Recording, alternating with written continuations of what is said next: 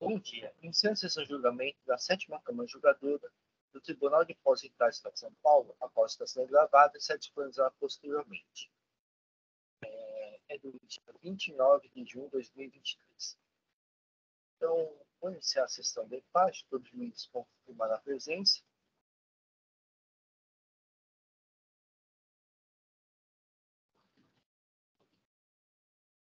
Então, os 4 processos do dia de hoje.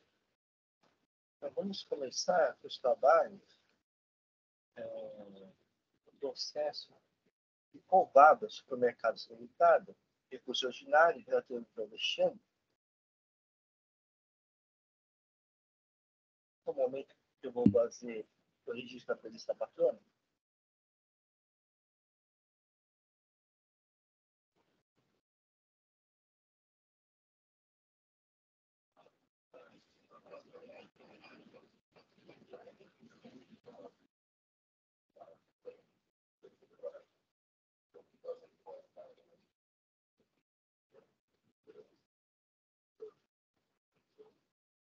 Muito bem, doutor Alexandre, é possível já disponibilizar o voto? Obrigado, Márcio. Só um minuto.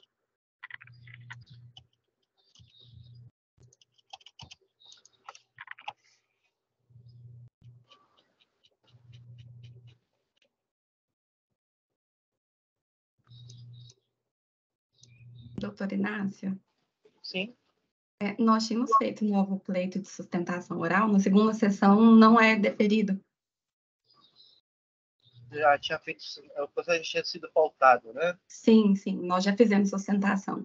Bem, formalmente, a sustentação oral já foi feita, já está registrada no sistema, né? Uhum.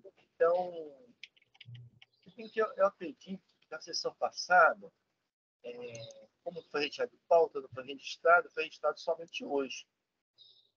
Então, se a doutora quiser, pode resumidamente deixar suas considerações. Certo. Posso falar já? É só o doutor Alexandre se relembrar o caso? Certo, perfeito.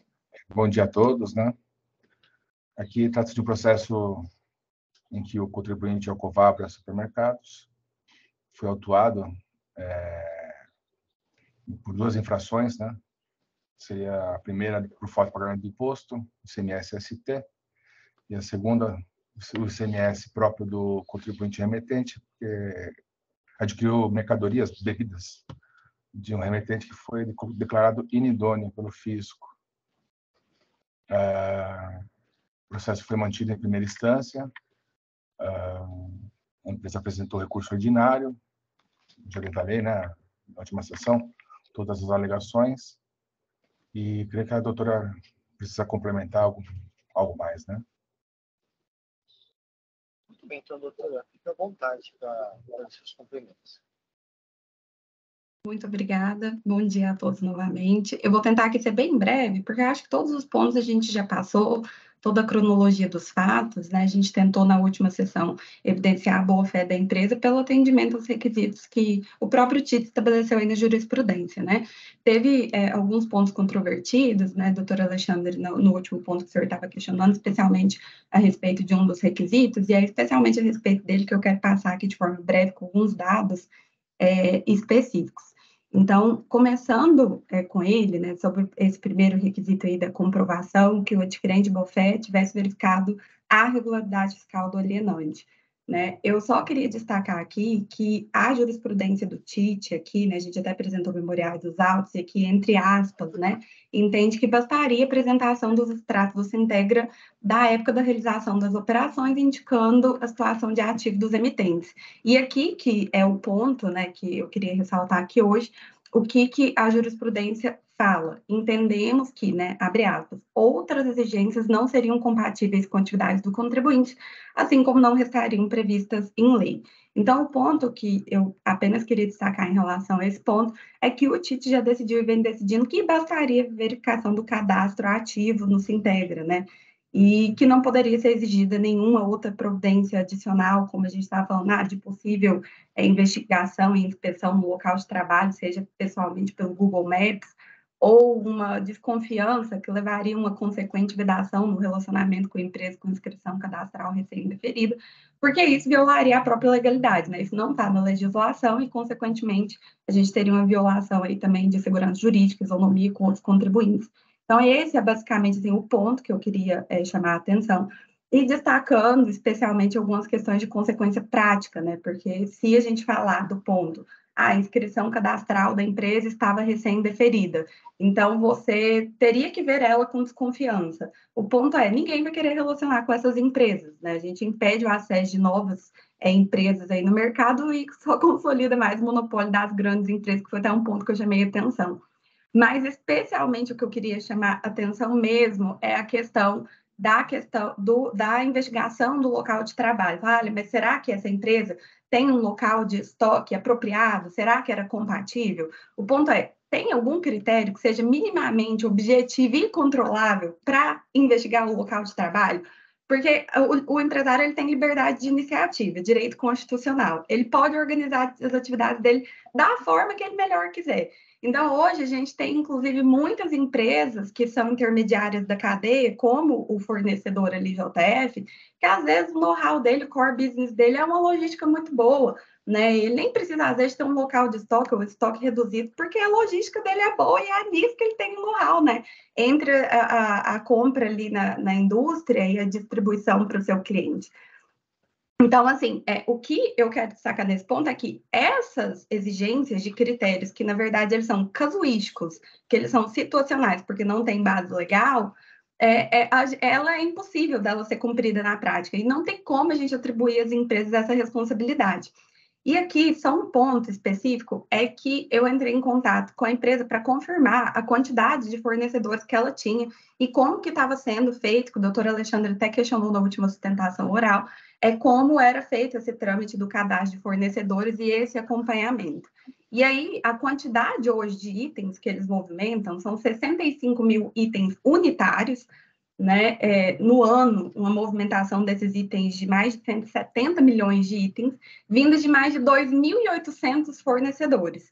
Então, eles têm que ter dados e padrões de conferências objetivas. E o que eles fazem? Eles atendem os requisitos que estão na legislação. Então, eles realmente, doutora Alexandre, eles passam pelos quatro pontos, né? O primeiro, o setor de cadastro, recolhe todos os documentos necessários, o cadastro se integra, verifica que está ativo, preenche o formulário padrão deles, tira o cartão do CNPJ, eles remetem depois para o pessoal do fiscal parametriza o sistema com todas as incidências tributárias que devem ser feitas em todas as operações, passam para o setor financeiro para análise dos cheques e aquela aprovação final lá é feita pelo diretor comercial, porque é ele que envia os dados para cadastro, e isso é feito de forma centralizada. E, assim, como são 2.800 empresas, né, eles analisam os requisitos que estão na legislação. Então, assim, se a empresa está com situação regular perante o fisco, eles não têm vedação interna de relacionamento com essas empresas. Por quê? Porque não tem nenhuma vedação na legislação a esse respeito. E a gente até conversou com eles, e assim, eles estão até guardando o desfecho aqui desses autos, porque realmente, se a mensagem que ficar for, não, veja com desconfiança empresas com inscrição cadastral recém-deferidas, a regra que eles vão ter que adotar vai ter que ser, não contrate essas empresas, porque não tem como a gente ter algum critério objetivamente controlável se não for dessa forma. E o outro ponto, né, que eles mesmos destacaram é a questão da dimensão do local de trabalho. Sequer hoje o contrato social, e isso não é só eles, outras empresas também que eu cheguei a verificar, eles não analisam de forma específica as cláusulas ali do contrato social, porque não tem um critério que possa ser objetivamente controlável das informações que estão ali. E, além disso, a gente fala assim, o que adiantaria eu olhar no ato do cadastro, porque eu teria que continuar acompanhando todas as alterações contratuais e pedindo essas alterações na junta comercial, só que são milhares, a gente está falando de 2.800 fornecedores. Então, assim, isso realmente, essa análise hoje não é feita, né? E, assim, o ponto até que surgiu na nossa conversa é como que eu vou analisar o core business das empresas, porque não necessariamente o core business coincide, inclusive, com o objeto social, né? A gente tem, assim, alguns casos emblemáticos no mercado, tipo o cinema. cinema, a gente pensa que o objetivo deles é a venda de ingresso, mas não, eles ganham dinheiro vendendo pipoca. McDonald's, a gente acha que ganha dinheiro vendendo os itens lá de alimentação, mas não, o core business dele é no imobiliário, que é físico dele, eles ganham dinheiro com valorização imobiliária, e toda a estruturação da empresa é feita em cima disso. Como eu falei, as próprios fornecedores às vezes têm uma logística tão boa que às vezes nem tem local de estoque. Então, questões que não são objetivamente controláveis hoje na prática, é impossível com essa quantidade, esse volume de transações deles analisarem. O que eles analisam é o que realmente está na legislação, o entendimento ali que eu ressaltei na primeira frase ali, né, do TIT, que é exigido a análise do cadastro íntegro com status ativos. Tá com status ativos? Eu não tenho vedação de relacionamento com eles, porque eu não tenho nenhum tipo de vedação nesse sentido na legislação. Então, aqui nesse ponto, era isso que eu queria destacar, só queria falar que realmente assim, é incontroverso nos autos que o Covabra analisou a regularidade fiscal da JF antes do início das transações, que tem lá, né, a consulta com status ativo no cadastro do Sintegra. Então, não tem como ter dúvida que esse requisito da regularidade fiscal, ele foi atendido, né, ele foi atendido. E a respeito dos outros pontos, eu vou tentar ser extremamente breve, porque acho que isso aqui já está bem claro nos autos. A demonstração de veracidade da compra e venda, que é um ponto extremamente importante aí pela jurisprudência, ficou bem claro, acho que aqui nos autos, pelas todas as provas que foi atendido, né, a gente juntou, como eu falei, quase 2.000 páginas de documento mostrando que essas operações de compra e venda realmente aconteceram, porque a gente juntou não só a prova da entrega da JF no centro de distribuição, mas a prova da remessa das mercadorias do centro de distribuição para as lojas supermercadistas e depois das lojas supermercadistas para o cliente final. Então, a gente provou o ciclo da cadeia inteira com registro contábil, fiscal, mostrou outros comprovantes de transações mostrando que as operações foram praticadas em condições normais de mercado, não teve nenhum tipo de benefício do Covabra com essas transações, foram transações em valor de mercado. Questão de transporte de mercadorias, já falamos também, né, que assim, isso aí só serviria para provar a entrega, mas a entrega já está provada, e nem era responsabilidade do Covabra, né, era responsabilidade da JF. Então, assim, tendo sido provada, né, que a compra e venda ela foi consumada, esse requisito também da demonstração da veracidade da compra e venda foi atendido. O terceiro aqui, em relação à declaração de inidoneidade, né, ela ser posterior à celebração do negócio jurídico, também isso é realmente incontroverso nos autos, né, não tem discussão a esse respeito. As operações de compra e venda se deram em 2017 e 2018, é declaração de inidoneidade posterior no ano de 2020, as partes sequer já não tinham absolutamente mais nenhuma relação na época da declaração de inidoneidade. E, por fim, a questão da prova do pagamento, né, que entra, inclusive, junto com a demonstração de veracidade, está claro aí nos autos, comprovante de pagamento com código lá de autenticação bancária, que não tinham sido questionados em momento nenhum anteriormente. Então, esse requisito também foi cumprido. Então, o que eu queria ressaltar aqui hoje, agradeço novamente pela palavra, tá? Tentei ser breve aqui nos pontos, não sei se consegui atender o objetivo, mas o ponto realmente que a gente queria destacar é que nesses autos tem prova contundente da boa-fé do Covabra, né? Porque ela cumpre sim com todos os requisitos que já foram estabelecidos aí de longa data pela jurisprudência do próprio TIT para comprovação da boa-fé dela, né? E por conta disso, né, a gente entende que o Covabra ele não pode ser corresponsabilizado pela prática de um ato ilícito oculto, foi um ato ilícito oculto, sorrateiro da empresa JF, no qual o Covabra não teve absolutamente nenhuma ciência, participação ou qualquer tipo de proveito ou benefício. Então, por esses motivos, a gente requer que novamente o acolhimento do recurso e o cancelamento do auto de infração. Eu agradeço muito, novamente, né, pela atenção. Agradeço a doutora Paola, passo a palavra ao doutor Alexandre. Obrigado, doutora, pelos esclarecimentos. Eu vou ao meu voto. O recurso ordinário do contribuinte preenche os requisitos de lei, motivo pelo qual dele conheço e passo a sua análise. O item 1 do auto de infração trata da falta de pagamento do ICMS-ST que está sendo exigido do autuado na qualidade de responsável tributário. Artigo 666C da Lei 6374, por ter recebido mercadorias, cervejas, sujeitas à retenção antecipada do imposto, acompanhadas de notas fiscais que foram consideradas inábeis pelo fisco, por indicarem como remetente empresa que teve sua inscrição estadual declarada nula por simulação da existência do estabelecimento. Os valores apurados pelo fisco encontram-se discriminados no demonstrativo de folhas 9.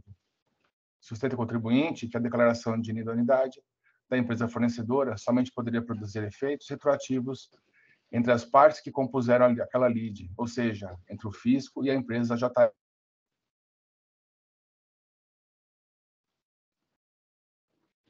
Sobretudo porque a firma terá agido de boa-fé, pois o CADESP e o CNPJ da fornecedora declaravam sua situação de irregularidade das operações, inclusive com a possibilidade de emissão de notas fiscais eletrônicas autorizada pelo Fisco Paulista. O procedimento administrativo de constatação de nulidade da inscrição estadual, juntado às folhas 257304, dá conta que a empresa fornecedora JF Distribuidora encontrava-se instalada em imóvel incompatível com o trânsito das mercadorias supostamente recomercializadas, tendo sido apurada a participação de referida empresa em esquema de fraude estruturada. O fisco, ao constatar a fraude que vinha sendo praticada pela JF Distribuidora, buscou, num segundo momento, informações detalhadas junto aos contribuintes que adquiriram mercadorias do fornecedor inidôneo, como ocorreu com o autuado, que foi notificado no dia 19 de janeiro de 2022, folhas 74/75, a prestar informações sobre a efetividade das operações que realizou, tendo-lhe sido dada a oportunidade de provar não apenas o efetivo pagamento das mercadorias, mas também outros detalhes vinculados à operação, como, por exemplo, o transporte, as tratativas comerciais prévias à operação, a verificação prévia da regularidade fiscal da fornecedora no período, entre outros. Embora a busca pelo fisco da comprovação da efetividade das operações tenha amparo em entendimento consolidado, inclusive pelo STJ, apenas para casos de autuações que envolvam creditamento devido do imposto, súmula 509, entendo que tal comprovação, no presente caso, também poderia colocar o autuado a salvo das punições a ele aplicadas, e, para tanto, deveria produzir, sem exceção, provas de que a declaração de idoneidade do fornecedor idôneo é posterior à celebração do negócio jurídico, de que participou, de que a regularidade fiscal do fornecedor foi verificada no momento em que realizadas as operações, e da efetividade das operações, dentre elas a liquidação financeira, transporte, tratativas comerciais prévias, contratos, entre outros. De início, confirma-se o primeiro requisito, pois a declaração de idoneidade da JF Distribuidora ocorreu em momento posterior ao período autuado. Há também, nos autos, prova de cumprimento do segundo requisito, conforme se vê de cópia feita à consulta do Sintegra e à Receita Federal, cópia do contrato social da fornecedora, da JUSESP, além de consulta ao site da Receita Federal, feita já em 6/10/2022, confirmando que o autuado, realizado pelo autuado, ainda contendo informação de irregularidade da fornecedora perante o Fisco Federal. Provas que demonstram que o contribuinte autuado cuidou de verificar a regularidade fiscal do fornecedor. Também se verifica nos autos prova da liquidação financeira referente às 20 notas fiscais que compõem a acusação fiscal, listadas no demonstrativo de folhas 9, tendo o próprio AFR autuante instruído os autos com cópia de cada nota fiscal, seu respectivo comprovante de pagamento, tela do computador com pedido de compra das mercadorias, cópia da página do livro de entrada, em que é escriturada a nota fiscal, além de documentos juntados com a defesa, tais como cupons fiscais de transferência das mercadorias do centro de distribuição para as lojas e a amostragem de cupons fiscais, registrando a venda das mercadorias ao consumidor final. Entretanto, não há nos autos prova referente ao transporte das mercadorias, que, pelas informações apresentadas nos documentos fiscais, folhas 91/212, foram supostamente realizadas pela empresa fornecedora declarada inidônea. E, neste ponto, já se verifica a falta de cuidados do autuado ao adquirir as mercadorias, pois, em resposta, como se deu o transporte das mercadorias até seu estabelecimento, deixou claro, folha 79, reproduzindo a comunicação do Covabra ao fisco. A entrega da mercadoria até nossa unidade era de responsabilidade do emitente do documento fiscal, ou seja, a empresa JF Distribuidora era responsável pela contratação do transporte, não ficando assim nenhum conhecimento de transporte assinado ou canhoto dos documentos. Sigo no meu voto. Ora, ao receber as notas fiscais de aquisição das mercadorias, cujas operações teriam ocorrido entre 22 de agosto de 2017 e 13 de junho de 2018, foi possível constatar, desde a primeira delas, que não havia qualquer informação sobre como ocorreu o transporte. E eu listo aqui cada uma das notas que estão nos autos. E caberia ao autuado o cuidado de requerer de seu suposto fornecedor ao menos cópia dos conhecimentos de transporte, ou mesmo identificar os motoristas e veículos que supostamente realizaram as entregas, mas quedou-se inerte e não o fez. Este zelo pela obtenção de informações de toda a operação, sem exceções, não decorre de mero preciosismo da autoridade fiscal, e sim de exigência prevista no artigo 22A da Lei 6374, que diz que, sempre que o contribuinte, por si ou por seu propósito, ajustar a realização de operação ou prestação com outro contribuinte, fica obrigado a comprovar a sua regularidade perante o fisco, de acordo com o item 4, parágrafo 1º do artigo 36, e também a exigir o mesmo procedimento da outra parte, que essa figure como remetente, quer essa figure como remetente da mercadoria ou prestador de serviço, quer como destinatário, tomador ou tomador, respectivamente. Eu sigo meu voto. E a comprovação do transporte assume importância no presente caso, porque foi constatado pelo fisco que o estabelecimento da fornecedora não tinha sequer espaço compatível para armazenamento e manejo das mercadorias supostamente por ele comercializadas, além de ter sido constatado que a referida empresa fazia parte de esquema de fraude estruturada visando o não pagamento do ICMS-ST na venda de bebidas no estado de São Paulo, conforme se vê as folhas 267. E eu vou ler aqui os trechos grafados. A participação da JF Distribuidora na fraude fiscal estruturada, é o título. A Companhia Brasileira de Bebida Premium e a Premium Comércio Participação Limitada montaram um esquema estruturado com filiais no estado de São Paulo, doravante denominado Grupo Premium, que é o beneficiário do esquema, com o objetivo de sonegar o elevado valor de ICMS-ST. Fazem parte da estrutura da fraude a Companhia Nacional de Bebidas e empresas atacadistas, dentre as quais a JF Distribuidora.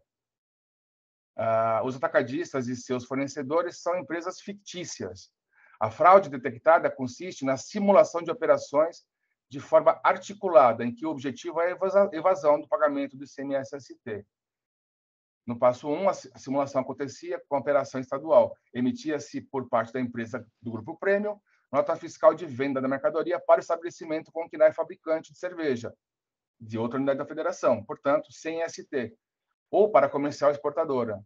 Constatam-se indícios de que esses destinatários têm existência simulada. No passo 2, operação interna simulada. Emite-se, em paralelo, nota fiscal pelos atacadistas, no caso específico, a JF Distribuidora, para o real destinatário da mercadoria, ou ainda para outra distribuidora, sem o destaque de ICMS-ST, como se tivesse sido pago antecipadamente, CFOP 5405. Sigo no meu voto. Pelo formato da fraude cometida pelo Grupo Premium, acima relatada, resulta óbvio que os supermercados adquirentes das bebidas distribuídas pela JF Distribuidora, de fato, receberiam toda a documentação fiscal a embasar a operação de compra e venda das bebidas. E por tal motivo que, no presente caso, é possível constatar a existência da maioria das provas que são exigidas para a demonstração da boa-fé dos contribuintes. Mas é fato de que, no presente caso, nada há quanto ao transporte. E o que torna grave essa situação é que, pelo resultado de todas as investigações realizadas pelo fisco e também pelo teor do e-mail que o próprio autuado encaminhou ao fisco na data de 22 de setembro de 2022, nem mesmo o contribuinte autuado tem como saber de onde é que foram remetidas as mercadorias que alega ter adquirido. Isso porque a ausência de provas do transporte tornou impossível determinar o estabelecimento de onde efetivamente saíram as bebidas comercializadas, que com certeza não vieram do endereço constante do CADESP da referente inidônea, da remetente inidônea, por ser de tamanho incompatível com a operação supostamente realizada, podendo terem sido remetidos de outros estabelecimentos irregulares, ou mesmo diretamente do estabelecimento do Grupo Premium, localizados em outros estados, Pindorama, Ceará, ou Frutal, Minas Gerais, sem a emissão de nota fiscal e sem recolhimento dos tributos devidos na operação, sendo este o motivo de lavratura do auto de infração, exigindo do autuado, supletivamente, o pagamento do imposto devido por substituição tributária, no item 1, e também por solidariedade, o imposto devido de operação própria do suposto remetente inidôneo, item 2. Vale ressaltar ainda que, quando o fisco declara a idoneidade do contribuinte, de determinado contribuinte, o faz por questões lógicas em momento posterior à da celebração dos negócios jurídicos, maculados por irregularidades. Isso porque os vícios das operações não podem ser conhecidos com antecedência, e somente depois de confirmadas as irregularidades é que poderá ser declarada a inidoneidade do contribuinte e, em consequência, cassada a sua inscrição estadual. Ou seja, a declaração de inidoneidade, ao alcançar os fatos irregulares já praticados no passado, não tem efeito constitutivo de nulidade dos documentos fiscais que consignam informações inverídicas, e sim efeito meramente declaratório de situação irregular já ocorrida. Como os efeitos retroativos da declaração de inidoneidade de fornecedores podem atingir também contribuintes que atuam de maneira correta e dentro dos limites da lei, é que se permite colocá-los a salvo de punições, desde que comprove de maneira efetiva que tomaram todos os cuidados que estavam ao seu alcance no momento da negociação e que estavam de boa-fé quando negociaram com o fornecedor idôneo, súmula 509 do STJ. Entretanto, como demonstrado, o autuado não se desincumbiu do ônus que lhe é imposto pelo artigo 22 da Lei 674, pois, em suas próprias palavras, não ficando, repito aquela frase que termina falando que não ficaram com nenhum conhecimento de transporte assinado ou canhoto de documentos. Resta comprometida, portanto, a tentativa do contribuinte autuado de demonstrar que agiu com a necessária cautela ao negociar com seus fornecedores. Analisando separadamente as infrações que constam do auto de infração, a primeira delas referente à ausência do recolhimento do ICMS-ST, necessário que se verifique desde logo as regras aplicáveis ao caso. E eu transcrevo aqui o artigo 128 do CTN, que permite a atribuição de responsabilidade solidária à terceira pessoa. Leio aqui também o artigo 66C da Lei 674, que fala que a sujeição passiva por substituição não exclui a responsabilidade supletiva do contribuinte pela liquidação total do crédito tributário, que é o item 1. E artigo 267. Não recolhido imposto pelo sujeito passivo por substituição, que é a distribuidora, tratando-se de débito não declarado em guia de informação e débito fiscal, poderá ser exigido do contribuinte substituído, o COVABRA. Nos demais casos, mediante notificação, cujo não atendimento acarretará a lavratura do auto de infração e imposição de multa. Em razão da fraude estruturada, seguindo meu voto, do ICMS-ST da operação de venda de bebidas, não foi recolhido, em razão da fraude estruturada, o ICMS-ST da operação de venda das mercadorias não foi recolhido pelo fornecedor inidôneo. E é por tal motivo que se exigiu do contribuinte substituído, o COVABRA, por meio de notificação a ele encaminhada, o pagamento do imposto devido, artigo 267.2b do regulamento, do prazo de 5 dias, sendo que apenas em 22 de setembro de 2022, depois de escoado o prazo para pagamento, é que o contribuinte autuado encaminhou e-mail, folha 339, pedindo dilação do prazo para atendimento da determinação do fisco, inclusive para a juntada dos comprovantes de recolhimento do ICMS-ST. Mas é fato que tal comprovação, até o presente momento, não ocorreu. Assim, em decorrência da desídia do contribuinte em efetuar o recolhimento do ICMS-ST, é que lhe é exigido, com fundamento nas regras do artigo 66C da Lei 674, 267.2b e 293 do regulamento, é que se lavrou em 30 de setembro a exigência do item 1 do presente auto de infração, que, nos termos desse voto, deve ser mantido. No item 2, o contribuinte é acusado de ter recebido as mercadorias acompanhadas de documentação fiscal e dele é cobrado, neste item, por solidariedade, o imposto da operação própria do fornecedor declarado inidôneo. Os valores apurados pelo fisco também se encontram discriminados no demonstrativo de folhas 9. Tudo quanto foi tratado aqui neste voto deve ser aplicado também ao item 2, pois a constatação pelo fisco de fraude estruturada praticada pelo fornecedor inidôneo, somada à ausência de provas do transporte das mercadorias, impossibilita o reconhecimento da boa-fé e, portanto, impossibilita afastar a regra do artigo 136 do CTN. Assim, resta analisar se correta a imposição do item 2, que exige imposto do contribuinte autuado por solidariedade. E eu menciono aqui, artigo 11 do regulamento do ICMS, são responsáveis pelo pagamento do imposto devido, solidariamente, às pessoas que tiverem interesse comum na situação que tiver dado origem à obrigação principal. Parágrafo 1º, presume-se ter interesse comum, para efeito do disposto do inciso 11, o adquirente da mercadoria em operação ou prestação realizadas sem documentação fiscal. E mais adiante, no artigo 84, considera-se desacompanhar de documento fiscal a operação ou prestação desacobertada por documento inábil, acobertadas por documento inábil. Assim entendido, para esse efeito, aquele que for emitido por contribuinte que não esteja em situação regular perante o fisco, nos termos do item 4, parágrafo 1º do artigo 59. Todas as regras do regulamento, acima transcritas, encontram correspondência nas regras do artigo 9º, inciso 11, parágrafo único, 36, parágrafo 1º, 4, e 68, todos da Lei 6.374, sendo inquestionável, portanto, a legalidade da previsão de solidariedade tributária na situação descrita no item 2. Assim, da análise do texto normativo acima transcrito, é considerada desacompanhada de documento fiscal a operação que for cobertada por documento inábil, como no caso do documento emitido por contribuinte que não esteja em situação regular perante o fisco. Assim, como a fornecedora JF Distribuidora foi declarada inidônea, em razão da simulação de estabelecimento, as operações por ela supostamente praticadas com seus clientes foram consideradas desacompanhadas de documentação fiscal, e por esse motivo o imposto próprio que seria por ela devido está sendo cobrado por solidariedade do contribuinte autuado, conforme previsão do artigo 11, inciso 11, parágrafo 1º do regulamento. É certo que a solidariedade do adquirente de mercadorias, nesse caso, parte de presunção legal da existência de interesse comum na situação que tiver dado origem à obrigação principal, e até poderia ser afastada, caso houvesse prova robusta e consistente da efetividade das operações.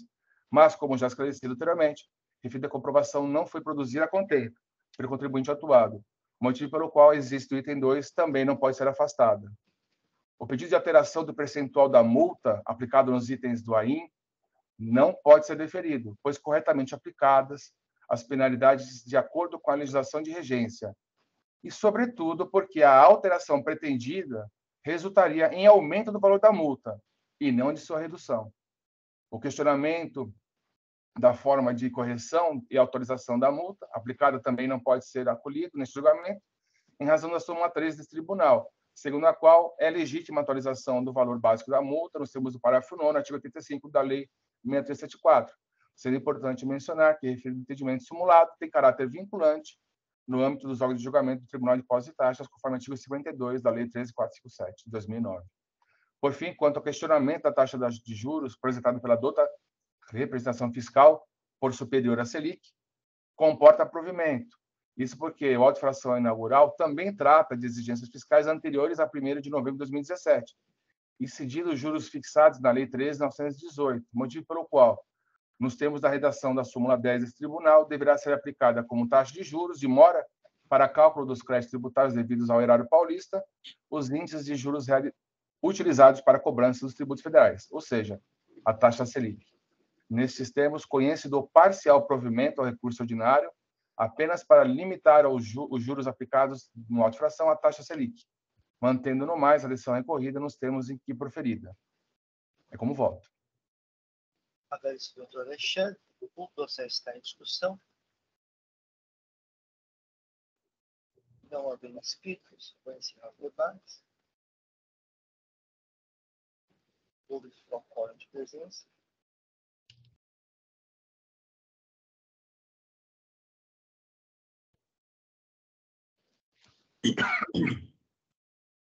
Vou iniciar a votação.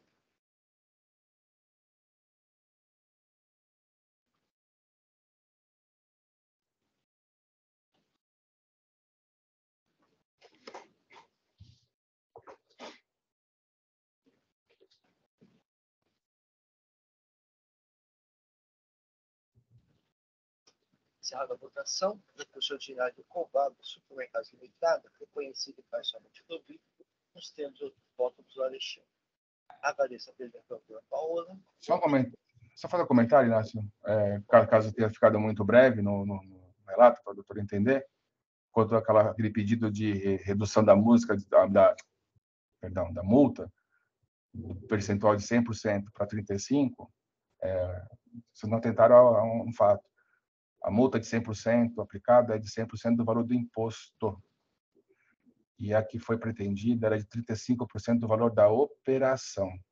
A operação é o valor total da nota. Então, a pretensão do recurso dobraria o valor da multa seria o item 1, que tem a aplicação da multa de 100% do valor do imposto. Então, essa correção pretendida, não sei se acho que leram errado o texto normativo, essa alteração, embora exista a redução do percentual, ele incide sob uma base de cálculo muito maior. Então, acarretaria o aumento da multa e não a redução. Ok? Obrigado, doutora. Entendido, obrigada. Vai encerrar o julgamento. Então, recordando, o recurso já improvável supermercado limitado foi conhecido parcialmente provido. Temos o voto do Alexandre. Agradeço a ele, doutora Paula. Bom dia, doutora.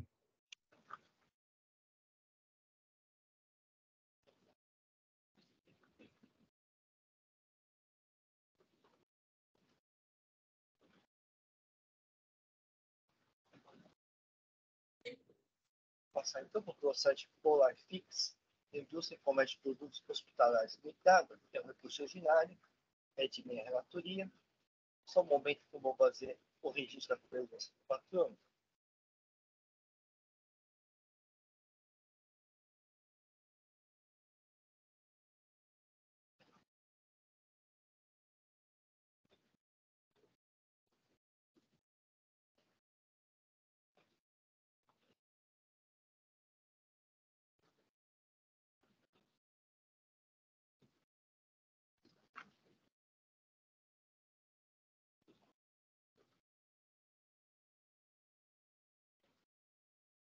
Momento que estamos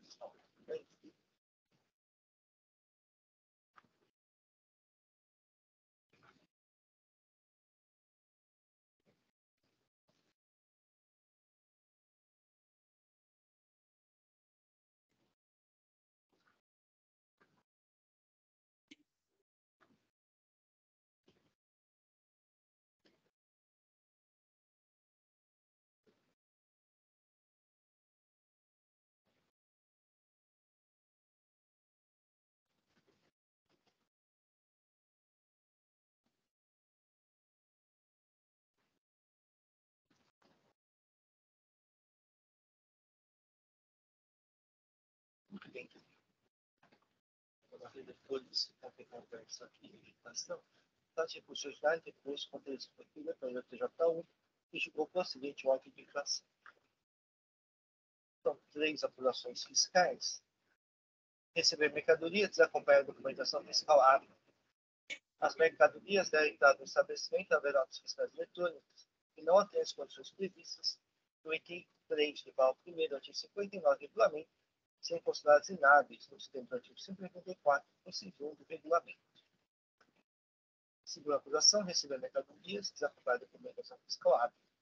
As mercadorias devem estar no estabelecimento haverá notas fiscais eletrônicas e não atendem as condições previstas no item 3 do parágrafo 1º do artigo 59 do regulamento, sem considerados inábeis no artigo 134 do inciso 1 do regulamento. Terceira e última apuração fiscal, emitir notas fiscais eletrônicas na sede de mercadoria sob título de remessa para investigação por encomenda, conseguindo uma declaração falsa contra o estabelecimento de destino. Adição pelo instante, o procedimento de aplicação, conforme a convenção pela instância, o contribuinte interpôs recurso ordinário, apresentando as seguintes alegações. A reiteração da declaração de ilegalidade não opera efeitos contra a recorrente, inexistência de declaração falsa, a recorrente não tomou crédito de ICMS nas operações de mais concurso, ou a fera recorrente, suficiência da prova produzida, jurisprudência, multas inaplicáveis, habitantes e confiscatórias. Por fim, requerem procedimento de aplicação. Adota a reposição fiscal quando prestou superior não pelo recurso ordinário. Ata da sustentação oral. O Dr. Paulo, fique à vontade para realizar. Bom dia, estão me ouvindo? Sim. Bom dia. Excelentíssimo senhor relator, doutor Inácio Kazuo Yokoyama, em nome de quem cumprimento os demais julgadores da 7ª Câmara desse egrégio Tribunal de Impostos e Taxas, só alguns pontos para destacar. A autuação, então, ela impôs apenas multa, não há, então, imputação de não recolhimento de imposto, queria deixar isso claro. A infração, então, seria receber mercadorias desacompanhadas de documentação fiscal, e a outra infração seria emitir notas fiscais de remessa para industrialização por encomenda consignando declaração falsa ao estabelecimento de destino. A primeira observação que eu gostaria de fazer é que a declaração de idoneidade para quem a Polarfix encaminhou as mercadorias, que é a Raquel Cruz, essa declaração de idoneidade aconteceu somente em 2018 e com efeitos retroativos a 2009, mas as operações aconteceram em 2016 e 2017. Dessa forma, a Polarfix não tinha como saber que a Raquel Cruz seria uma empresa inidônea nessa época, porque a declaração de inidoneidade com efeitos retroativos somente pode atingir Raquel Cruz, não a Polarfix. Para a Polarfix, os efeitos da inidoneidade somente surtiriam efeitos de 2018 para frente, e aí não atingiriam, então, as operações de 2016 e 2017. Isso, então, demonstraria, num primeiro momento, que é a pedra de toque, aí, eu acho, do julgamento, é a boa-fé da Polarfix nessas operações. Inclusive, todas as operações 2016, 2017 foram cabalmente demonstradas nos autos.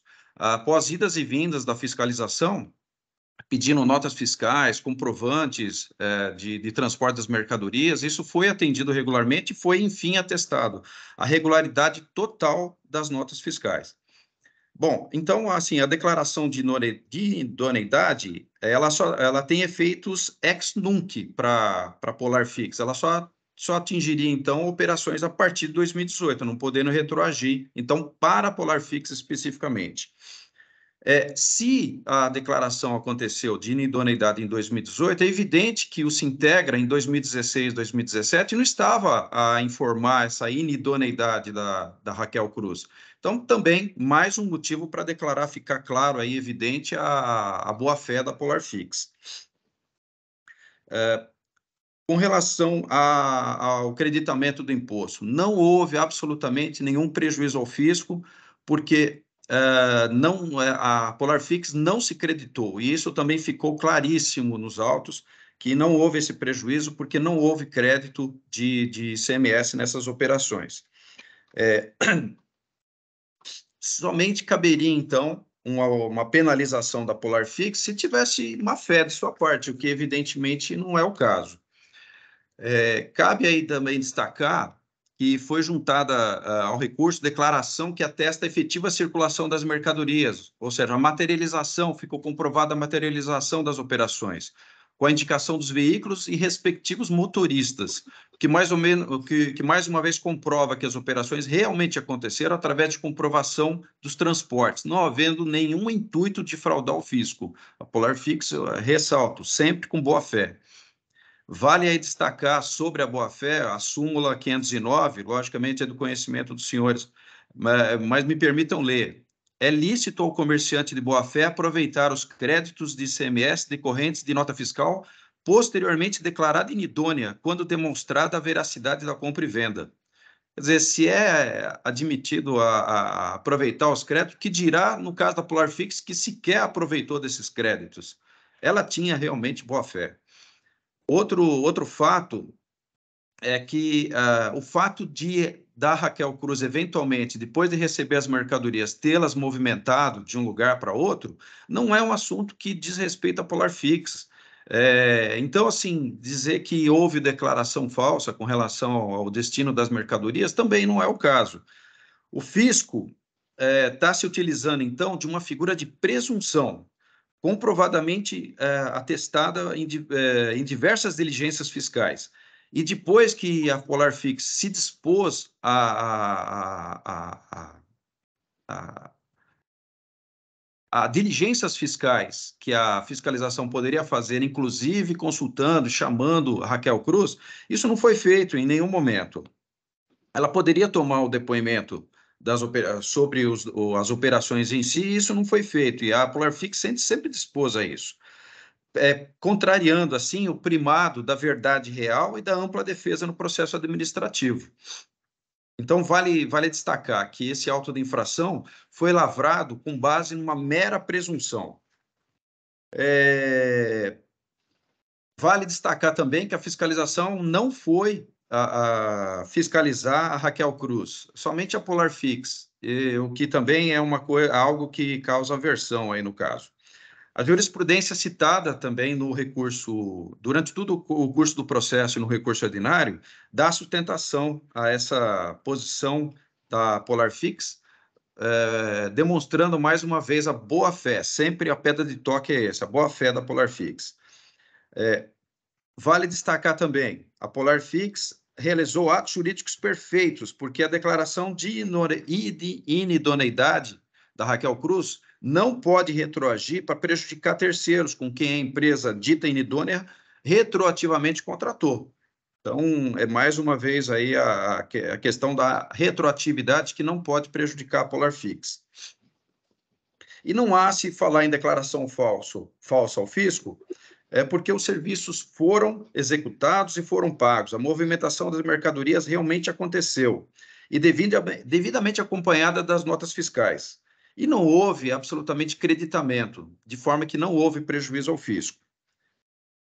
Ficando mais uma vez destacada aí a boa-fé e o descabimento da vultosa multa que foi aplicada à Polarfix, que foge aí da finalidade pedagógica da autuação,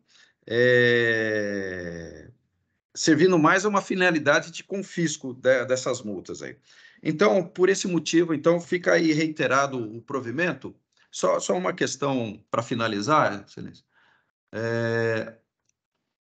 Eu só queria chamar a atenção, então, que existe uma declaração da própria Raquel Cruz dentro dos autos. Ela fez uma declaração de próprio punho, dizendo que efetivamente ela recebeu as mercadorias, fez o serviço foi feito a contento, foi efetivamente pago, de forma, mais uma vez, que não existe uma fé da Polarfix, muito pelo contrário, que existe a boa fé. Por esse motivo, então, a gente está reiterando aí o pedido de provimento ao recurso. Muito obrigado aí pela palavra. Agradeço ao doutor Paulo, só um momento que eu vou dar a verificação.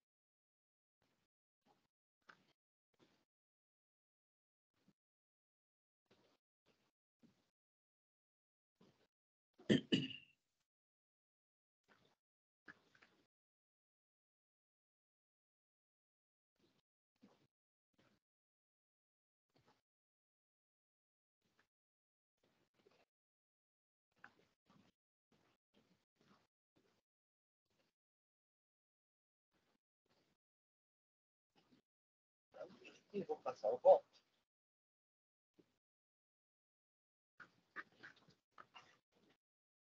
Passo ao voto. Não haver preliminares arguidos, apreciou o das alegações da recorte. O instrumento jurídico declara a individualidade possui caráter meramente declaratório, pois apenas reconhece uma situação persistente. Assim, não constitui qualquer situação jurídica dela. Assim que, em sendo declaratória, a época em que houve a constatação da individualidade com a publicação do ato de declaração, não inclui na validade do documento fiscal emitido de forma irregular, que é nulo por si desde o seu surgimento. Está de face a natureza declaratória não constitutiva. Os efeitos depois de um documento fiscal nulo desde o seu surgimento independem da época em que esse fato foi constatado ou da publicação do ato de declaração. Ademais, o STJ aceitou o argumento da boa-fé de dechatar as mercadorias a completar a documentação fiscal finada. No entanto, admitiu a possibilidade de agência fiscal, pois condicionou seu afastamento apenas na hipótese do contribuinte demonstrar a veracidade das operações. A regularidade formal do fornecedor, à época das operações, não demonstra a boa-fé de dechatar as mercadorias, pois não comprova que as operações ocorreram de fato, como consignado nas notas fiscais. Somente aqueles que efetivamente praticaram operações submetidas ao semestre são os que possuem maiores condições para saber como tais operações efetivamente foram de fato. Nesse sentido, há uma espécie de dever legal previsto no artigo 22A da Lei 6374. Observe que o artigo 22A da Lei 6374 não está a atribuir a atividade de recuperação para os destinatários de mercadorias, mas sim a obrigação de apresentar provas das operações em que prestados. Assim, não existe razão quanto à alegação de retroação da declaração de individualidade não houver os efeitos contra a recorte. As folhas 175 a 180 do documento relatório de auditoria em fornecedores, fornecido pela atuada, preenchido em 28 de 10 de 2014, há uma série de quesitos que a empresa Raquel Cruz, Roupas ME, ia cumprido pela nota máxima, entre as quais construção destinada para armazenamento até as especificações determinadas. A empresa possui áreas, instalações, equipamentos e pessoal que atendem as atividades. A área de estocar está em perfeita condição de higiene, organização e iluminação. Os pais estão sendo formados obedecendo ao empregamento máximo. Os equipamentos são identificados e possuem procedimento de operação e compõem todo o local dentro da boa área física. Assim, a autuada fora ao local do estabelecimento da empresa Raquel Cruz Roupas ME, que diversamente pelo documento constatou-se que se tratava de imóvel exclusivamente residencial do sogro de Raquel Cruz, e ela, por sua vez, informou que não tem opção de postura, conforme folhas 24 e 41. Não se pode afastar a responsabilidade da autuada em face da pessoa que sofreu o documento relatório de auditoria em fornecedores fornecido autuada, como decidido no processo APL 99.0091 503916 TJ de São Paulo. E o seguinte, o responsável pela empresa deve, de qualquer modo, fiscalizar a atuação de seus subordinados contratados, e sendo o único beneficiado pela fraude, deve responder pela conduta. Assim, não procede a alegação de inexistência de declaração falsa. O fato de o recorrente não ter tomado crescimento nas operações daquela cruz não afasta as operações fiscais, uma vez que não é imputada a operação de crédito devido, mas sim de ter recebido mercadorias com notas fiscais inábeis e emitido notas fiscais considerando declaração falsa contra o estabelecimento de destino, pois, como sendo exposto, a empresa Raquel Cruz, de fato, não operava no local. A matéria retroação e declaração militar não opera os efeitos contra a recorrente, a qual a recorrente remete suas razões já foi apreciada em si. Quanto à boa-fé, como já exposto acima, a STJ aceitou o argumento da boa-fé do destinatário de mercadorias acobertados pela documentação fiscal inábil. No entanto, admitiu a possibilidade de justiça fiscal, pois condicional ao seu afastamento apenas na hipótese de contribuir demonstrar a veracidade de operações. No caso dos pontos altos, trata de operações de remédio de mercadorias tem seu reitor em razão do beneficiamento. Observe-se que não está em questão que o serviço possa ser prestado de outro endereço, mas sim que o estabelecimento da Raquel Cruz no pandemia não existia no estabelecimento cadastral, como verificado pelo fisco, conforme já exposto, pois se tratar de imóvel exclusivamente residencial do sogro Raquel Cruz. Ela, por sua vez, informou que não tem intenção de postura, conforme folhas 24 a 41. Os pagamentos por beneficiamento não comprovam que as mercadorias foram remetidas e retornadas pelo suposto beneficiador, pois demonstra apenas que o serviço foi pago, mas não a movimentação de mercadorias como consideraram os fiscais. Como já exposto acima, ao qual após efetuar a policia depois, como já exposto acima, ao guarda fora ao local de estabelecimento da empresa Raquel Cruz, que diversamente foi no documento constatou-se que se tratava de imóvel exclusivamente residencial do senhor Raquel Cruz. E ela novamente, por sua vez, informou que não tem intenção de postura, e foi responsável pela remessa da mercadoria no endereço dela, como contratos fiscais de folha 808 a 939. Neste caso, como superior, o processo da EP 14.40.04.285/2012, relator do Dr. Paulo Gonçalves da Costa Júnior, decidiu pela ausência da demonstração da boa-fé, quando a autuada fora responsável pelo transporte de mercadorias do fornecedor sem existência real, uma vez que nessa condição deveria necessariamente ter ciência da situação irregular. A declaração de folha 2003/45 não atesta a efetividade do transporte de mercadorias para a Raquel Cruz, pois foi prestado pela própria quadra e não afirma que as mercadorias foram entregues à rua Gonçalo Coelho, em Anápolis Santo André, e retornadas deste endereço como consta nas fiscais. Está de não apoio ao argumento da boa-fé das operações. Relativamente à jurisprudência, como se dispôs, ela não convive ao entendimento que não houve a demonstração da alegada boa-fé. Quanto às multas, passo à exposição. Diversamente alegada, a multa prevista no artigo 85, inciso 3, a linha A, parágrafo 1º, e 9º e 10º do elemento 104 não trata de infração relativa ao crédito semestre, que estão previstos no inciso 1 do diploma legal. Ainda diversamente legado, trata-se de mecanismos acompanhados do documento fiscal, pois os que foram relacionados de modo irregular. Cito aqui o artigo 184 do regulamento, que expõe o seguinte: considerar-se a desacompanhado do documento fiscal, operação prestação, acompanhada de documentação fiscal inábil, a ser vendida para esse efeito aquele que for emitido por contribuinte que não esteja em situação regular perante o fisco. Assim, as multas vão devidamente capituladas. A acusação do conflito ainda capturada no artigo 85, inciso 4, no OP da Lei 674, está correta, pois as mercadorias não tiveram destino de Raquel Cruz ou presente como expôs no desse ponto. Assim, a declaração falsa quando estabelecendo destino, constatando o ponto dolo, elemento específico para a punição do direito penal, mas não para a punição administrativa do direito tributário, e mesmo se ativizando o artigo 136 do CTN, norma específica deste âmbito do direito, como entendimento do CJ, não houve demonstração da boa-fé, conforme um desse voto.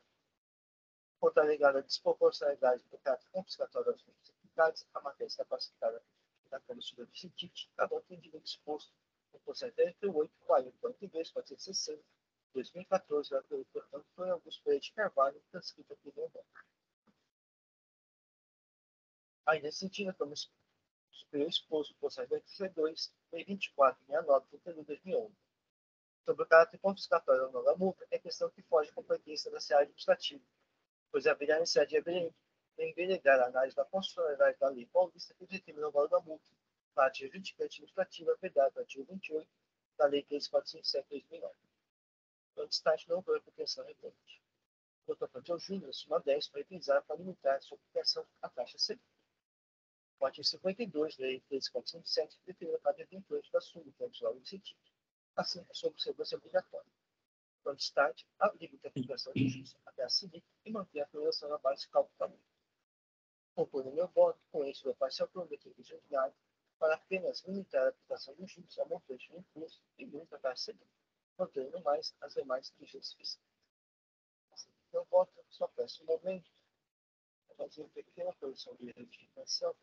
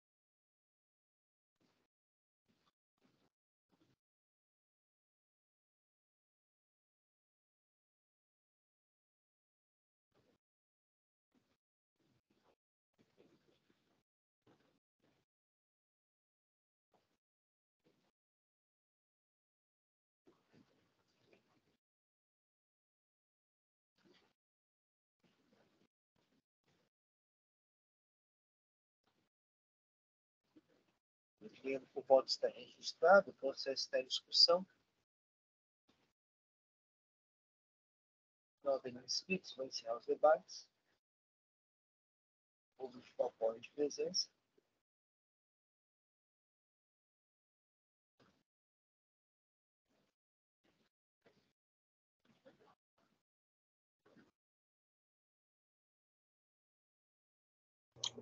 Só um minuto, Inácio, que travou no computador.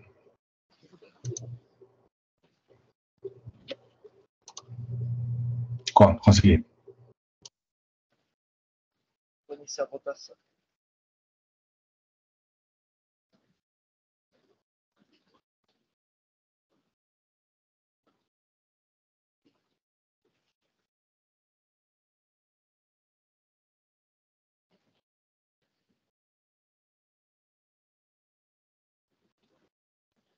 Iniciada a votação, o recurso originário de Polafix, Indústria e Comércio Público Hospitalar do Estado, foi conhecido parcialmente provido nos termos do meu voto. Agradeço ao presidente Dr. Paulo. Bom dia. Bom dia, muito obrigado. Bom dia a todos. Bom dia, obrigado.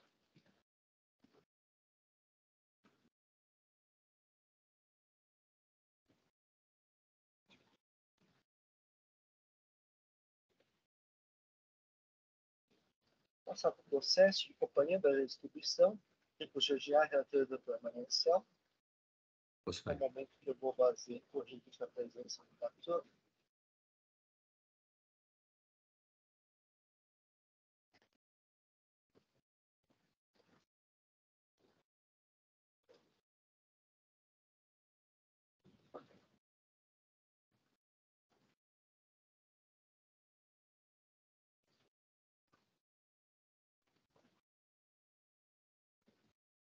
Muito bem, doutora Anselma, já é possível disponibilizar o voto?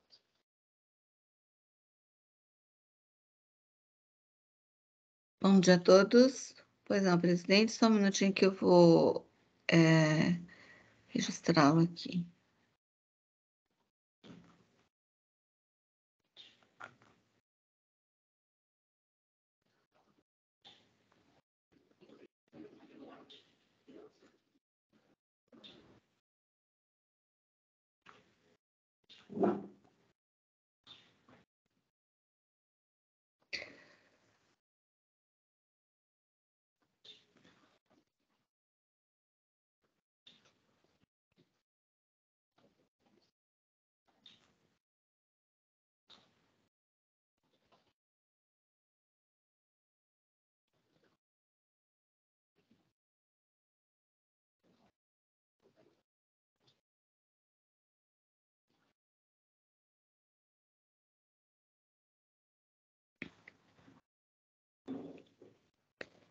Bom dia a todos.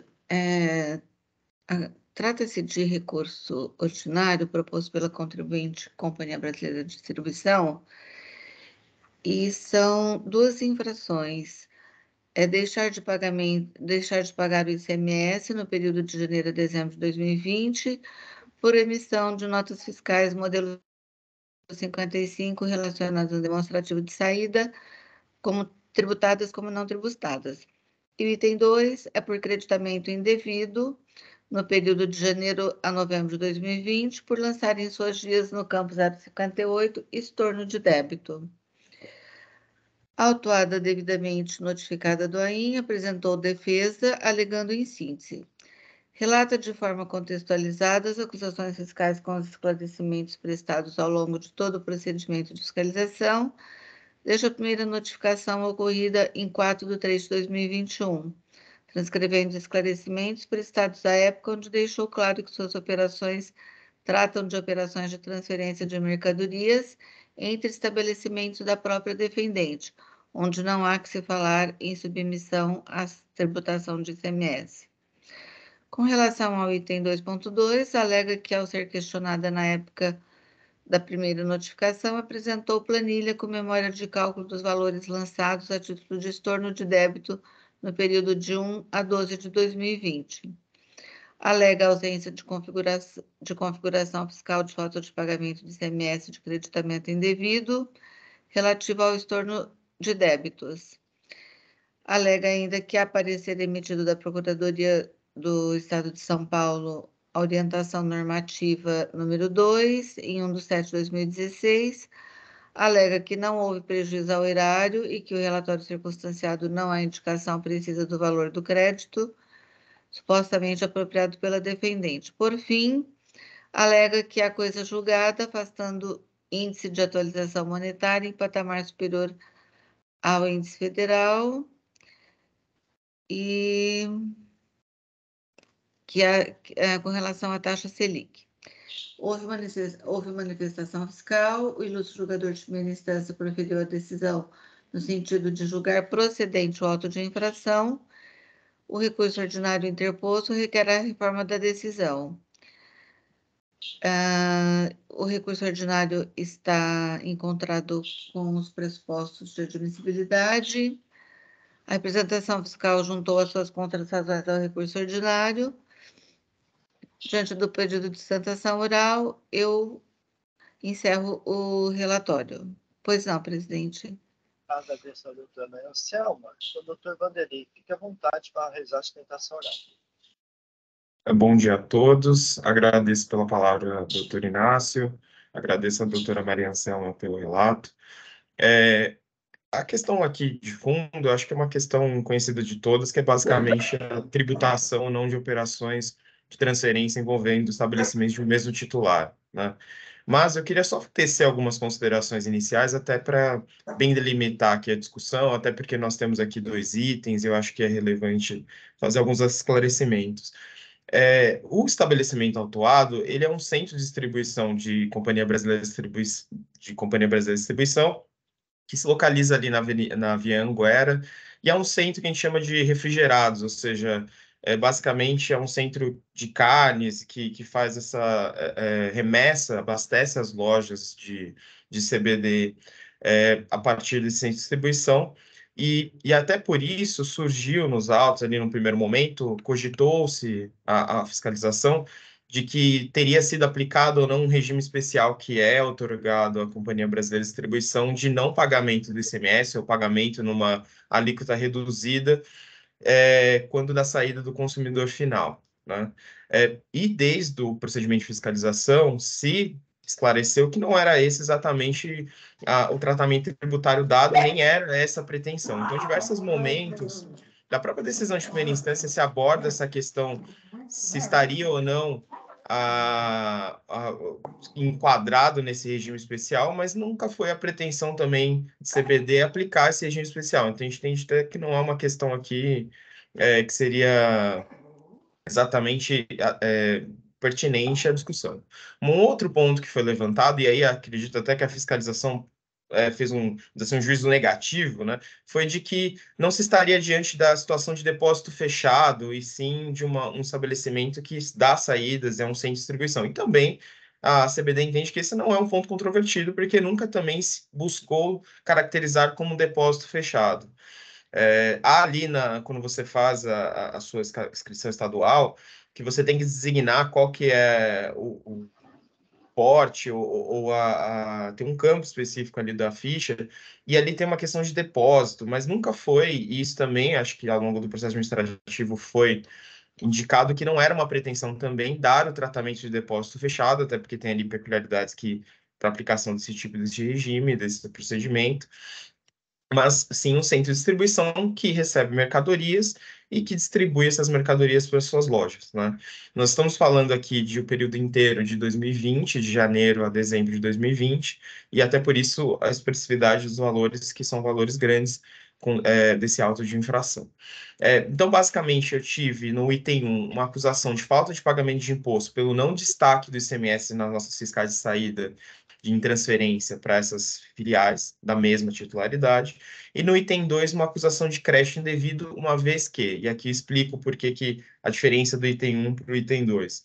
No item 2, seria a glosa de crédito lançado como estorno de débito. E por que isso acontece? Porque, eventualmente, para algumas mercadorias, houve a saída tributada, houve a saída com destaque do imposto, eventualmente, mas esse erro se decorreu eventualmente de algum erro cadastral. E aqui eu estou falando de um percentual muito menor, tanto é que o item 1 é mais de 95% da autuação, o item 2 é um item menor.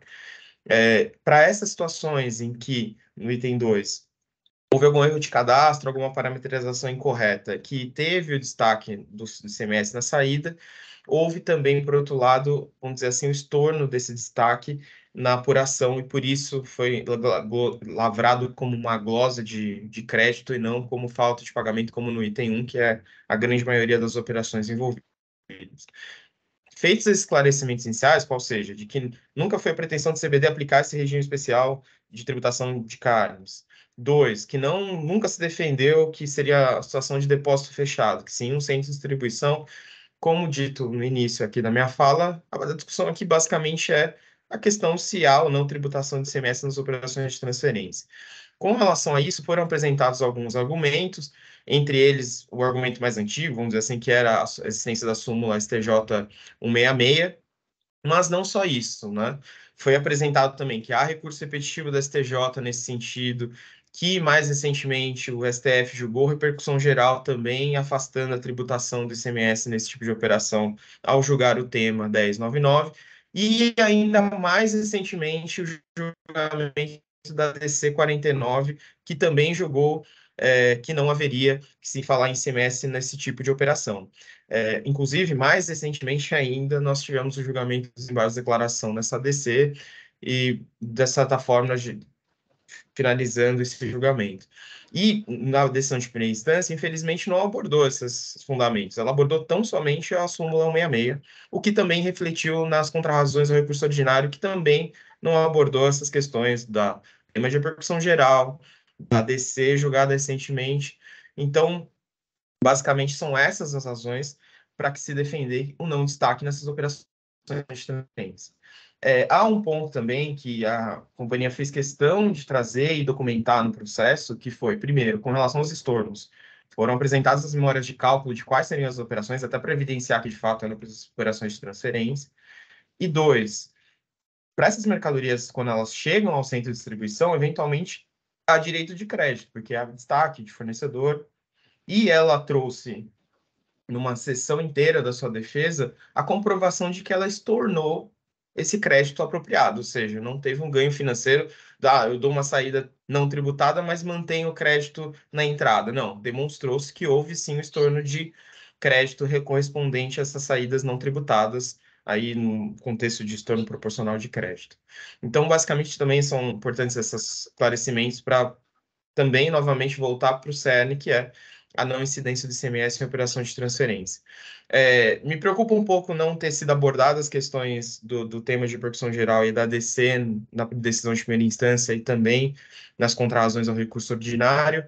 E até me recordo em um outro processo semelhante, até de relatoria do doutor Inácio, que o doutor Inácio entendeu por bem, eventualmente até converteu o processo em diligência para manifestação, seja da representação fiscal ou mesmo da procuradoria, para que essas questões fossem também exauridas aqui nessa instância recursal e até também para evitar eventual nulidade. Então, são essas minhas considerações, agradeço a palavra e estou à disposição caso seja necessário qualquer tipo de esclarecimento. Agradeço, doutor Vanderlei, passo a palavra para a doutora. Obrigada, doutor. Como bem disse, trata-se realmente de transferência de ICMS incidente sobre transferência de mercadoria para o mesmo titular.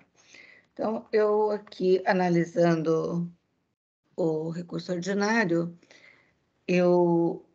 que o contribuinte interpôs contra a decisão de primeira instância que julgou procedente o AIM, eu verifico que ele está com a legislação de admissibilidade correta, então eu passo ao seu julgamento. Em suas razões recursais, a contribuinte recorrente reitera alegações ofertadas em sua defesa de ausência de configuração da acusação fiscal, de falta de pagamento do ICMS e de creditamento indevido diante da não incidência do ICMS nas operações de transferência de mercadorias entre estabelecimento do mesmo titular.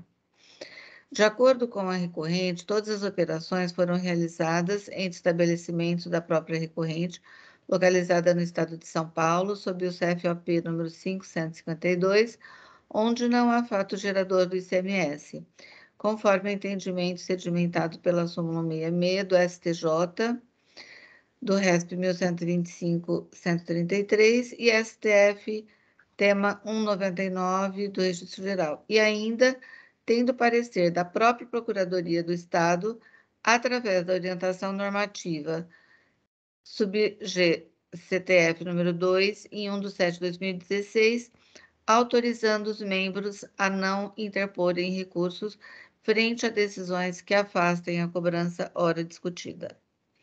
Acerca do tema, assim como decidido por mim no AIN número 445/290, embora tal tema já tenha decisão definida do Supremo Tribunal Federal, o qual declarou a inconstitucionalidade do dispositivo da Lei Candir, Lei Complementar 87/96, que possibilitava a cobrança do ICMS na transferência de mercadorias entre estabelecimento da mesma pessoa jurídica, tenho que considerar que tal entendimento terá eficácia somente a partir do exercício financeiro de 2024.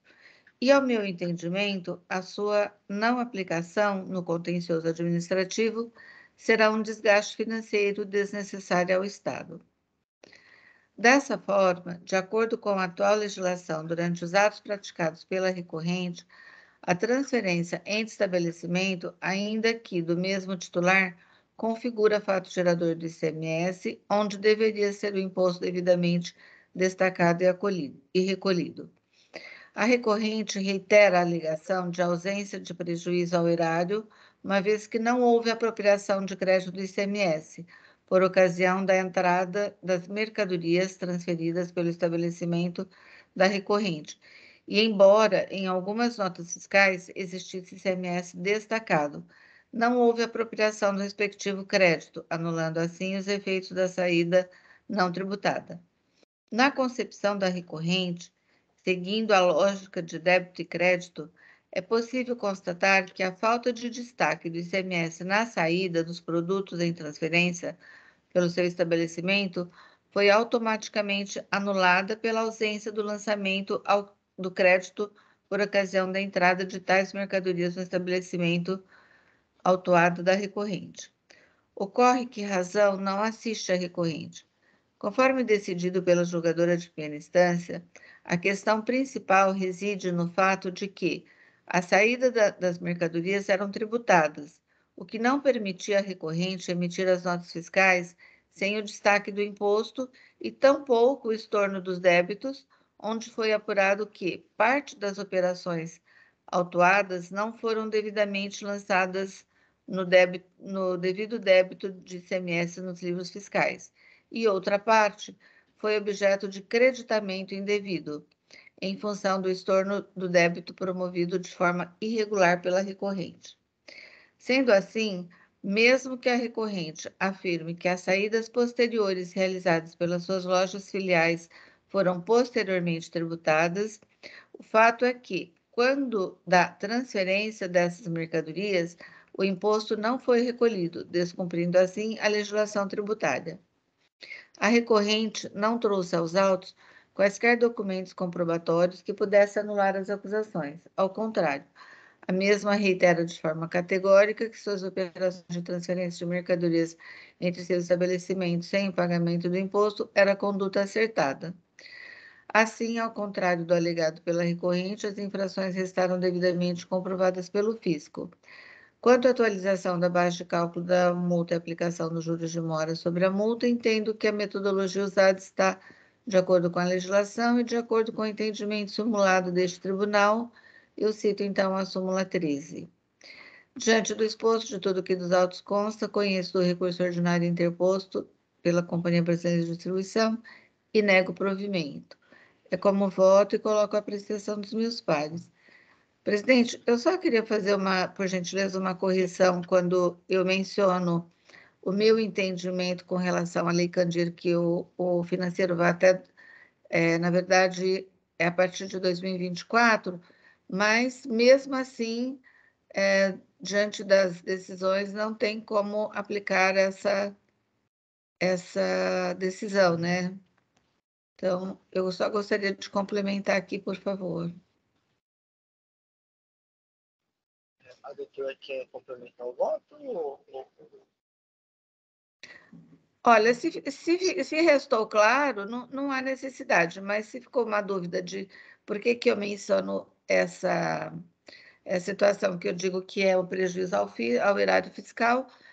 Eu posso complementar, presidente, mas acho que estou claro, né? Ok. Muito bem, o voto está registrado, o processo está em discussão. Não havendo inscritos, vou encerrar os debates. Verificar o quórum de presença.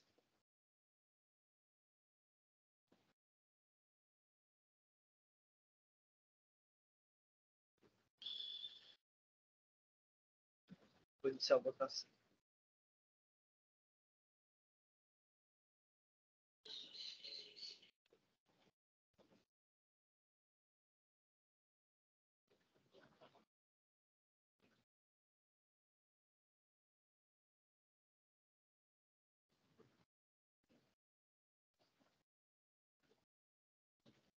Iniciada a votação, o recurso de Companhia Brasileira de Distribuição foi conhecido e não provido. Agradeço a presença do Dr. Vanderlei. Bom dia. Obrigado a todos, desejo uma ótima sessão. Até a próxima. Obrigado. Muito obrigado. Obrigada.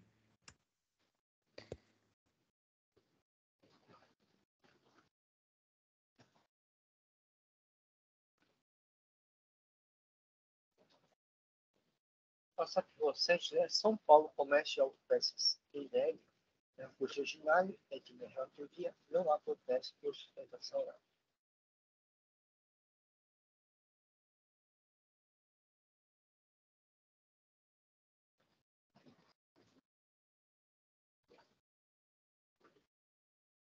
Bem, recurso ordinário, apuração fiscal, deixar de pagar o ICMS devido por ter sido desenquadrado do regime do Simples Nacional em vista de procedimento de exclusão nos termos da Poder Carta, entender dos residentes. As diferenças de imposto apurado referem ao ICMS devido e calculando os termos de regime de apuração em vista da exclusão do regime do Simples Nacional. Adição à primeira instância, julga o procedimento do AIM. Inconformado à adição à primeira instância, para apresentar as seguintes alegações. Nulidade da notificação, por ausência de notificação prévia. Nulidade do AIM, o lavatório do AIM durante a suspensão dos efeitos da exclusão do regime do Simples Nacional por ordem judicial. Cancelamento do AIM, não enquadramento do fato à norma. Cancelamento do AIM, erro material de apuração. Cancelamento da notificação, erro da correção dos créditos tributários com fundamento da Lei 3.918. Então, por fim, requer a nulidade da notificação para o seu cancelamento. A doutrina de reputação fiscal manifestou-se por não prover recurso ordinário no seu mérito e a limitação dos juros à taxa cedida. Vou passar ao voto. No tocante à alegação de nulidade da notificação por ausência de notificação prévia, não se acha razão a recolher.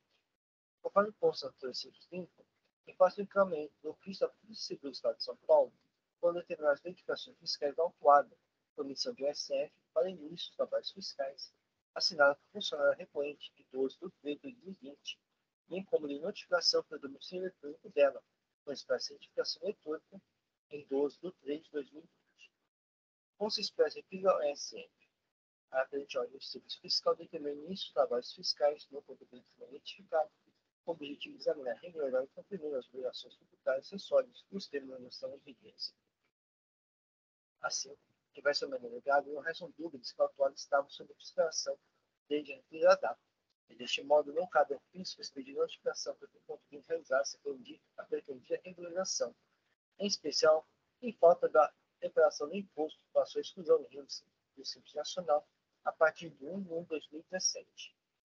Observe-se que a exclusão do regime situacional decorre de atos praticados pela própria recorrente, que deixou de cumprir as condições legais para o seu enquadramento do regime, ter ultrapassado o limite legal da receita pública, conforme consta da decisão definitiva do delegado regional tributário, de qual autuada foi cientificada em 29 de 4 de 2021. Mesmo sem o seu enquadramento, decisão final, em 29 de 4 de 2021, a autuada quedou-se inerte, e como exposto acima, estando sob fiscalização, o fisco não pode notificar o contribuinte a se regularizar, uma vez que iniciar a fiscalização, a sua atividade é vinculada e obrigatória nos três blocos do artigo 142 CP. O contribuinte somente poderia ficar salvo da notificação em razão da denúncia espontânea, de ato voluntário, ou seja, sem qualquer notificação do fisco, desde acompanhado do pagamento de tributo e antes de iniciar a fiscalização, conforme artigo 108 CTN.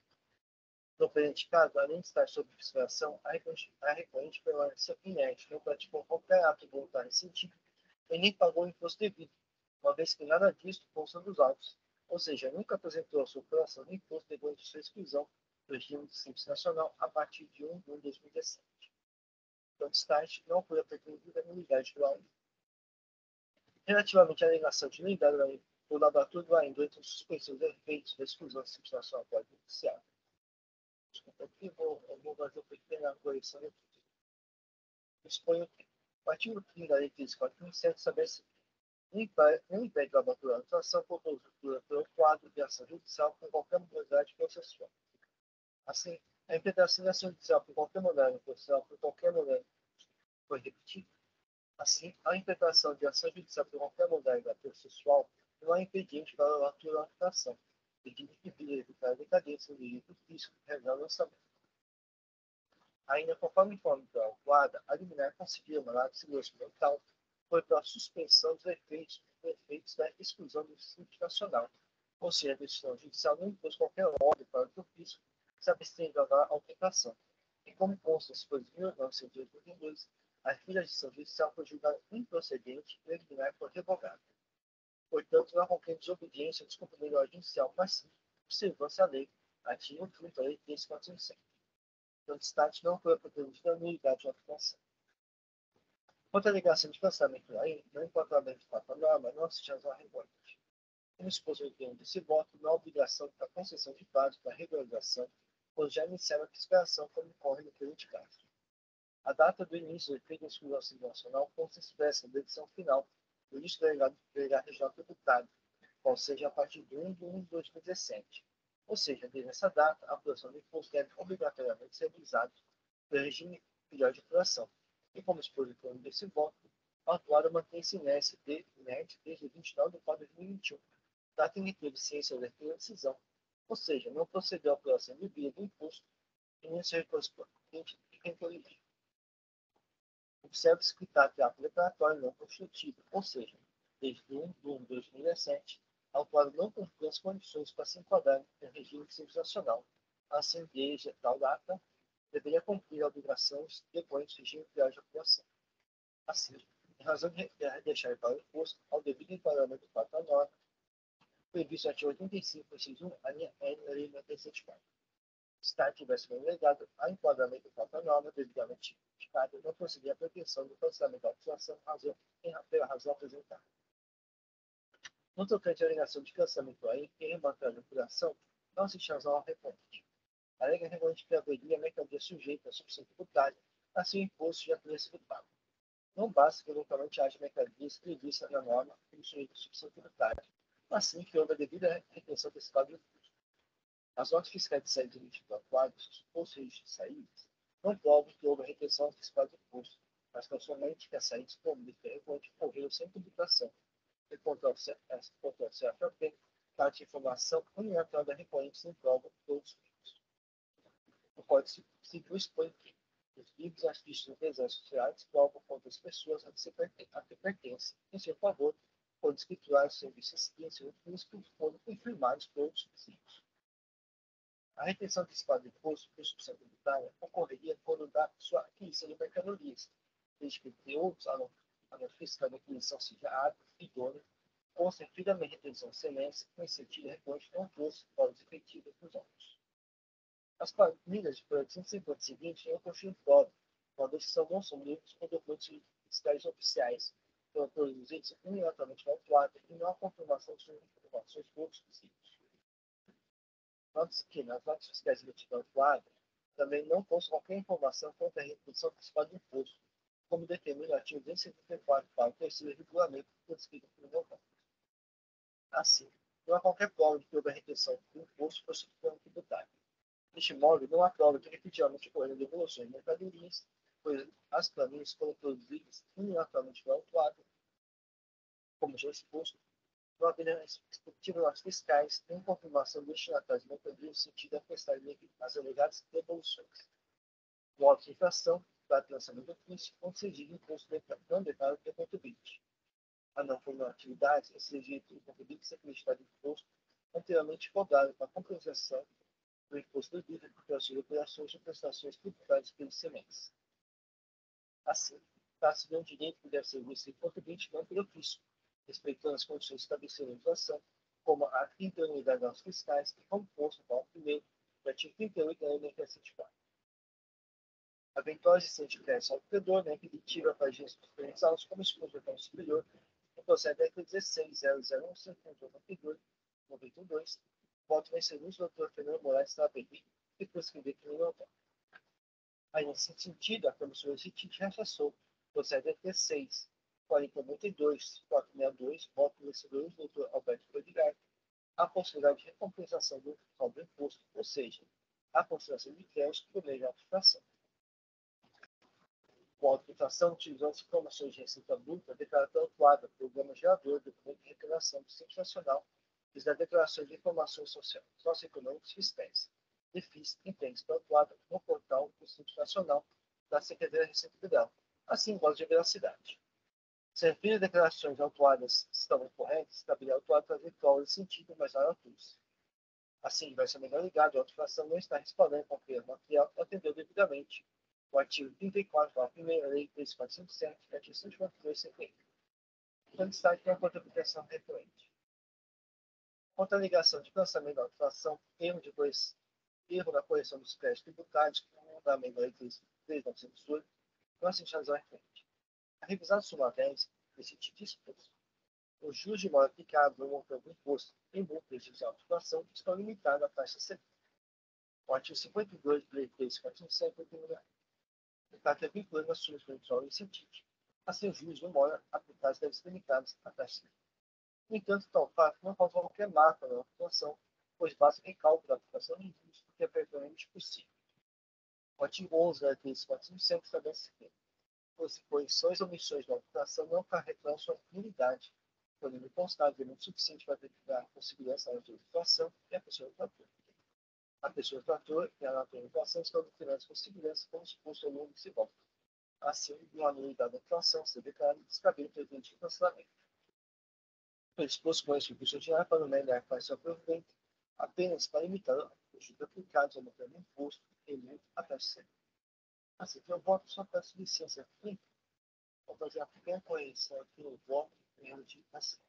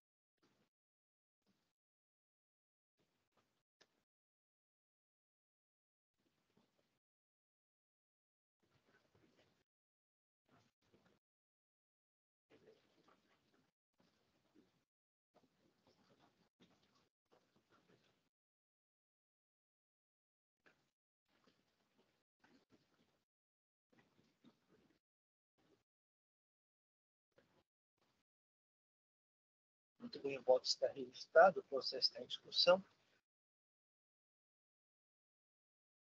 Não havendo inscritos, vamos iniciar os debates. Vou ficar o de presença.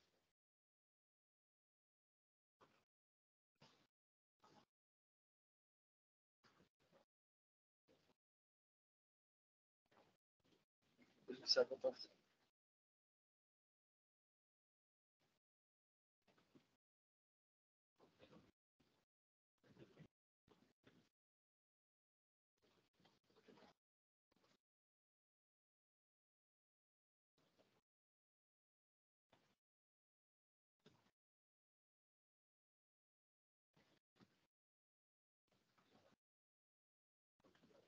Iniciar a votação, recurso geral de São Paulo, comércio e pesca da IDEG foi conhecido parcialmente por vínculos termos de evento.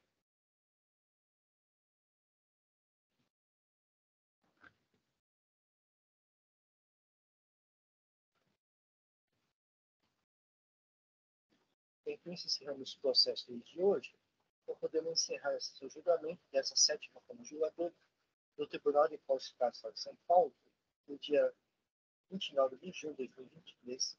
Agradeço a presença de todos e pedir a todos os órgãos encerrar a gravação.